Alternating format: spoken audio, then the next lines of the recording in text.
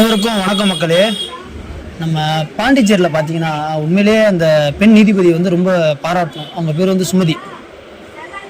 கருணாஸுங்கிற ஒரு நபருக்கு வந்து உடனே தூக்கு தண்டனை, பாலியல் வன்கொடுமை செய்ததுக்காக உடனே தூக்கு தண்டனை கொடுத்துருக்காங்க. உள்ளே இந்த மாதிரி ஒரு நீதிபதி பெண் தமிழகத்தில் வந்து பெண் நீதிபதிகளை அதிகமாக உருவாக்கணும், அவங்கள கொண்டு வரணும்னு சொல்கிறேன். ஏன்னா இன்றைக்கி தமிழ்நாட்டில் எத்தனையோ ஆணவ படுகொலைகள், எத்தனையோ பாலியல் வன்கொடுமை நிறைய நடந்துக்கிட்டு இருக்கு. அதுவும் இந்த வருஷம் இந்த 2026 எதிர்பார்க்காத அளவுக்கு பாலியல் கொடுமை அதிகமாக நடக்குது. இது வரைக்கும் இவ்வளோ படுகொலைகள், இவ்வளோ கொடுமைகள் நடந்ததே கிடையாது. இப்போ படுகொலைகள் அதிகம், பாலியல் கொடுமை அதுக்கும் ஏகப்பட்டது நடக்குது. கிட்டத்தட்ட எல்லாம் 60-70 தாண்டி போயிட்டு இருக்கு.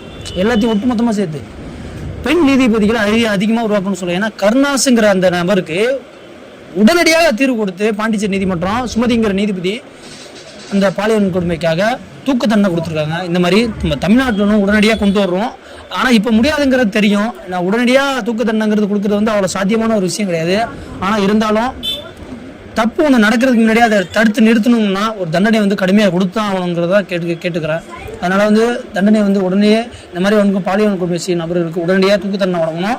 தூக்கு தண்டனை தான் ஒரே தீர்வு, கொலைக்கு கொலை தான் தீர்வுன்னு நிறைய பேர் சொல்லி மக்கள் இப்போ அதான் மக்கள் அதிகாரத்தை மக்கள் கையில் கொண்டு வரணும் அப்படின்னு சொல்லிக்கிட்டு இருக்காங்க. மக்கள் அதிகாரத்தை கையில் மக்களுக்கு கொண்டு வந்தால் அரசாங்கமே தேவை கிடையாது. இப்போ அரசாங்கம் இருக்குங்கிறதுனால தான் மக்கள் வந்து அரசாங்கத்தை நம்பி இருக்காங்க.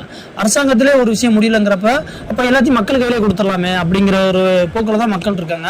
அதனால வந்து அரசாங்கங்கிறது கடுமையான தண்டனை வந்து தப்பு பண்ணுறவங்களும் யாராக இருந்தாலும் சரி, தப்பு பண்ணுறவங்களும் தண்டனை கிடைச்சாகணும்னு தான் கேட்டுக்கிறேன். வீடியோ தொடர்ந்து ஷேர் பண்ணி விடுங்க. நன்றி.